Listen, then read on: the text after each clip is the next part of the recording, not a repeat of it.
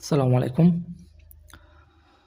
ব্যাংকে আপনার জব হবে কি হবে না সেটা নির্ভর করে মূলত রিটেনের উপর। মেইনলি হচ্ছে গভর্নমেন্ট ব্যাংকের কথাই বলছি আমি। আর রিটেন কতটা ভালো হবে সেটা নির্ভর করে হচ্ছে আপনার স্ট্র্যাটেজির উপর। এর পেছনের যুক্তি হচ্ছে আমাদের ব্যাংকের প্রিলি হয় ১০০ মার্কসের।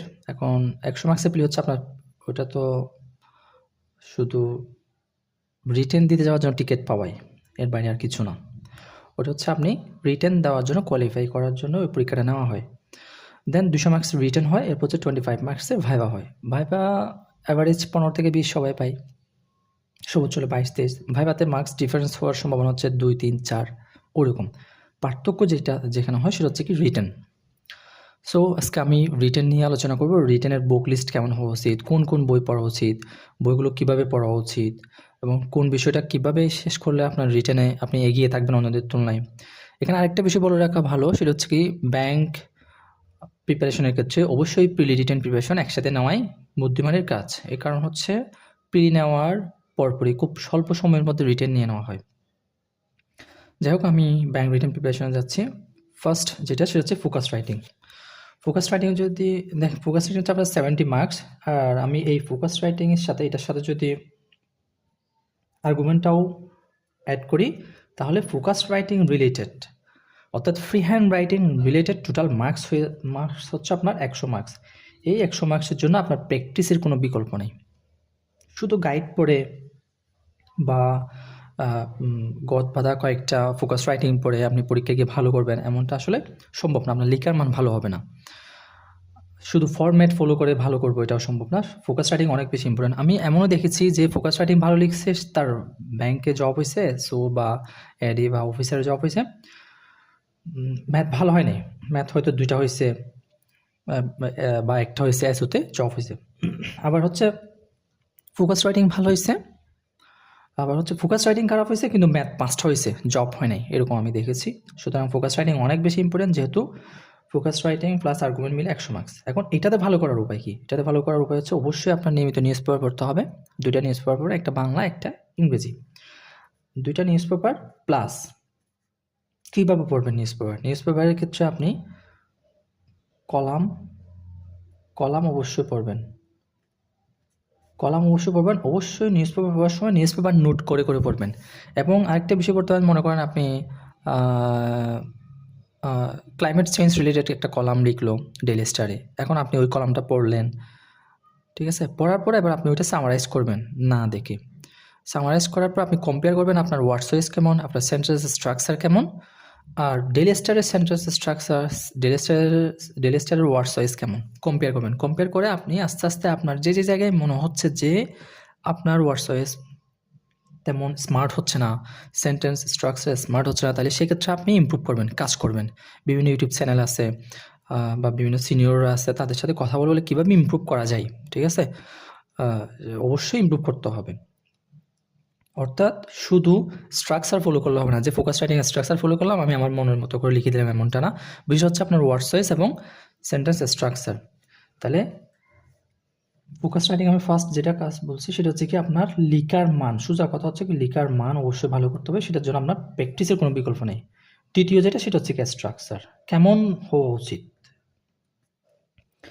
তৃতীয় যেটা সেটা হচ্ছে কি আপনি দ্রুত লিখে অল্প সময়ের মধ্যে আপনি ডেটা বা কোটেশন যা আছে সব কিছু নিয়ে এসে একটা ভালো মানের ফোকাস রাইটিং লেখা। অল্প সময়ের মধ্যে ৩ পেজ বা ২ পেজে যে ফোকাস রাইটিং হয় সেটা অল্প সময়ের মধ্যে লেখার জন্য নিজেকে যোগ্য করে তোলা।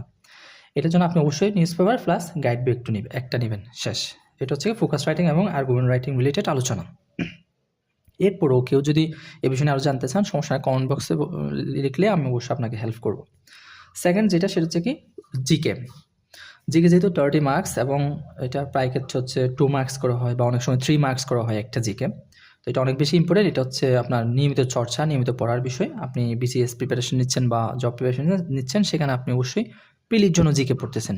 ওই জিকে দিয়ে আপনার এই জিকের প্রায় বলা যায় 70%, 60 থেকে 70% কভার হয়ে যাবে। আর 30% বা 20% যে বাকি থাকে, অর্থাৎ প্রিলি থেকেই এটা কভার হয়ে যাচ্ছে, 1 নাম্বার। দ্বিতীয় যেটা সেটা হচ্ছে ব্যাংক রিলেটেড এবং সাম্প্রতিক কিছু জিকে এখানে আসে। ব্যাংক রিলেটেড এবং সাম্প্রতিক জিকে বিষয়, ব্যাংক রিলেটেড প্লাস আমি 2 নম্বরে ব্যাংক রিলেটেড লিখলাম, 3 নম্বর হচ্ছে সাম্প্রতিক। এখানে বেশি সাম্প্রতিক জিকে আসে, সেটা এটার জন্য হচ্ছে আপনি সাম্প্রতিক একটা গাইড তখন পড়তে পারেন। আর ব্যাংক রিলেটেড আসে, এটার সমাধানের ক্ষেত্রে আমি বলবো প্রিলি রিলেটেড যে বইটা আপনি পড়তেছেন সেটা প্লাস রুট জিকেটা পড়ে নেবেন, শেষ।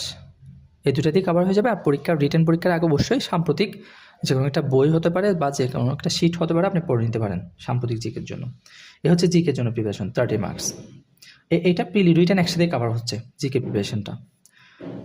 পেসেজও নিউজ পেপার, যে আমি যেভাবে প্রথমে বলছি, আপনি কলাম পড়তেছেন, কারো এডিটোরিয়াল পড়তেছেন, পড়ার পর আপনি সেটা লিখার চেষ্টা করতেছেন, বা সেখানে যেমন আমি আবার উদাহরণটা আবার আনতেছি, সেটা হচ্ছে কি ক্লাইমেট চেঞ্জ রিলেটেড একটা কলাম বা এডিটোরিয়াল আপনি পড়লেন, পড়ার পর ওইখান থেকে নিজে নিজে কোয়েশ্চেন তৈরি করেন, ক্লাইমেট চেঞ্জ রিলেটেড কোয়েশ্চেন তৈরি করেন, নিজেই তৈরি করেন, নিজেই আবার ওইটার আনসার লিখেন, ঠিক আছে? আনসার লিখে আবার নিজেরটা মান কেমন হচ্ছে সেটা নিজেই পরীক্ষা করেন, টেস্ট করেন, কম্পেয়ার করেন, ওয়ার্ড সাইজ কেমন হচ্ছে, সেন্টেন্স স্ট্রাকচার ঠিক আছে কিনা, টেন্স ঠিক আছে কিনা, ঠিক আছে, সাবজেক্ট ভার্ব এগ্রিমেন্ট ঠিকঠাক হচ্ছে কিনা, আপনার লেখার মান ভালো হচ্ছে কিনা, ঠিক আছে? এটা বেসিস প্র্যাকটিসের বিষয়, তাহলে এটা অবশ্যই নিয়মিত প্র্যাকটিস করতে হবে। আর পেসেজের এখন বইও আছে, ভালো ভালো বই আছে, বাজার থেকে যে কোনো একটা বই কিনে নিতে পারেন, ছোটো ছোটো বই আছে। আমি 46 রিটার্নের সময় একটা বই কিনছিলাম, বইটা আমার খুব ভালো লেগেছে। দেন হচ্ছে ম্যাথমেটিক্স। এখন তো ম্যাথমেটিক্স হচ্ছে 9-10 বেসড, 9-10 জেনারেল ম্যাথ মাস্ট, এটা হচ্ছে 100% শেষ করতে হবে, ভালো মতো শেষ করতে হবে একদম। মানে এখান থেকে যে ম্যাথগুলো হয় এগুলো যেন এখান থেকেই হবে। ম্যাথ আপনি যত বেশি প্র্যাকটিস করবেন তত আপনি রিটেন ম্যাথে ভালো করবেন, এটা একটা। আর যাদের বেসিক ভালো ম্যাথে, তারা কি করবেন, রিটেনের প্রিলির ম্যাথ না করে রিটেনের জন্য একটা ম্যাথ কিনতে পারেন। যেমন আমি হচ্ছে কি খায়রুলস ব্যাংক রিটেন ম্যাথটা করেছি, ঠিক আছে? খায়রুলস ব্যাংক রিটেন ম্যাথ, এটা ভালো মতো শেষ করলেই ম্যাথ কভার হয়ে যায়। কারণ খায়রুলস ব্যাংক রিটেন ম্যাথটা মোটামুটি হচ্ছে আপনার 9-10 ম্যাথ কভার করে ফেলছে। আর তারপরেও 9-10 বইটা অবশ্যই শেষ করবেন, এটা ভালো মতো করবেন, ঠিক আছে? গাইড বইয়ের ক্ষেত্রে একটা, যারা বেসিক ভালো তারা এটা করবেন, আর যাদের বেসিক একটু দুর্বল তারা প্রিলি এবং রিটেন আলাদা আলাদা ম্যাথ প্র্যাকটিস করবেন। কারণ প্রিলি কোয়ালিফাই না হলে তো আপনি আবার রিটেন দিতে পারতেছেন না। সো আপনার প্রিলির জন্য ভালো পড়তে হবে, ম্যাথ প্র্যাকটিস করতে হবে। তবে যাদের প্রিলি বা ম্যাথের বেসিক ভালো, তারা ব্যাংক রিটেন ম্যাথটা ভালো মতো পড়েন, ওইটা দিয়ে আপনার প্রিলি সহ কভার হয়ে যাবে, যেটা আমি করতাম। আমার মোটামুটি ম্যাথ মোটামুটি পারতাম, ওই জন্য আমি হচ্ছে প্রিলির জন্য ম্যাথ করি নাই। দেন আর্গুমেন্ট রাইটিং আমি এখানে আলোচনা করে ফেলেছি। আমি পরবর্তী একটা ভিডিওতে ফোকাস কোন স্ট্রাকচার বা কীভাবে লিখবেন, আর্গুমেন্ট কীভাবে লিখবেন, ওগুলো আমি তুলে ধরবো, ওগুলো নিয়ে আলোচনা করব। আমি স্ট্রাকচার নিয়ে আলোচনা করতেছি না, আমি আপাতত হচ্ছে বুক লিস্ট কেমন হওয়া উচিত, কীভাবে পড়া উচিত, কীভাবে করা উচিত, আমি এই বিষয়গুলো তুলে ধরতেছি। দেন ট্রান্সলেশন, দেখেন প্রত্যেকটা জায়গায় নিউজ পেপার অনেক বেশি কাজ দিচ্ছে, ঠিক আছে?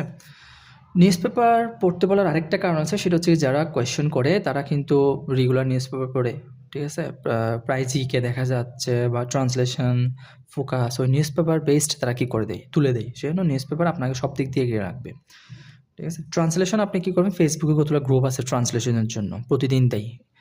প্রথম আলো, ডেইলি স্টার, এগুলো ট্রান্সলেশন তারা দেয়। আপনি ওই রকম যে কোনো একটা বা দুইটা গ্রুপে জয়েন হয়ে নিতে পারেন।